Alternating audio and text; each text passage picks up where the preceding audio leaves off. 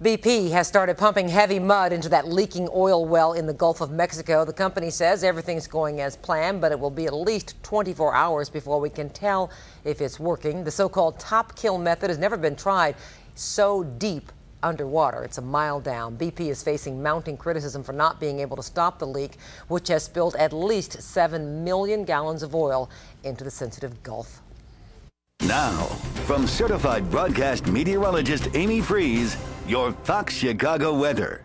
Good evening, everybody. A live picture tonight from the Shedd Aquarium looking over the city. A few clouds are lingering across the area. A cold front pulled through and triggered just a little bit of shower activity, but just a little bit really messed things up in some spots. We had thunderstorms, hail reports, and even a little flooding in some areas. From our Shedd Aquarium camera, you can see that it wasn't that big of a deal around here, but downstate, look how things turned out. Really incredible. 5 inches of rain in Springfield in just a couple hours time. And they had flash flooding issues, so cars and parking lots got flooded, and even cars moving down streets got flooded as the waters quickly rushed in. And a few residents down there said they've lived in Springfield their entire lives, never seen any flooding like this before. So a lot of water in too short of time, causing big problems there. Around here, as I said, just a shower or two. Mainly it was another summer-like day. 87 goes down in the record books at O'Hare, 89 for Elgin. We've cooled it off a little bit. That's because of the clouds and the showers, and also a little shift in the winds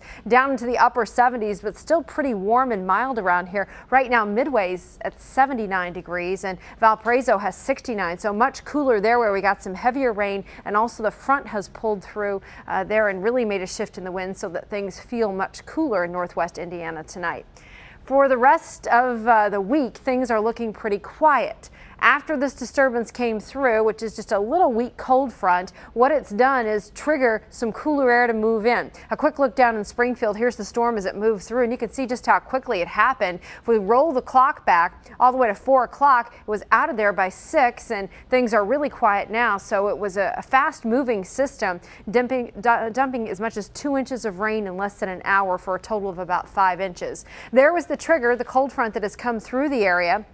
That's going to sort of sag to the south, even downstate into the Ohio River Valley, Tennessee River Valley by tomorrow. So that'll really be the place that we look for thunderstorms tomorrow. Chicago will be storm free. Areas in orange have the general thunderstorm risk. So for the most part, we're looking at a dry couple of days around here. I say the most part because late in the weekend on Sunday, we'll get another front, and I'll show you what that could do to our weather. Temperature change over the last 24 hours, not very impressive along the North Shore. In fact, hardly any changes at all. But it's over here in northwest Indiana. The front has had the greatest effect, taking our temperatures down as much as 8 degrees. So a lot chillier there. Here's the futurecast over the next couple of days. We'll go from tonight, a few clouds around. Tomorrow, clouds to sun. So we could start with a mostly cloudy sky, but giving way to sunshine by the afternoon. That'll allow our temperatures to get into the upper 70s. We will be shy of 80 degrees until we get back into the weekend. By Friday, some high pressure moves in here, and that high pressure keeps the storms away, and that's going to make a great start for the holiday weekend. Here's how the numbers play out. Overnight tonight, partly cloudy and mild, 62.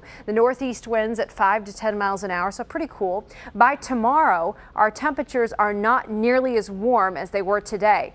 Comfortable at 78, but that's about 10 degrees cooler than we were today. So definitely a change there, maybe a little easier to take if you have to spend time outdoors. If you're heading down to Wrigley for a game day, first pitch tomorrow is at 1:20. Looks like it's going to be a dynamite day to be at the ballpark.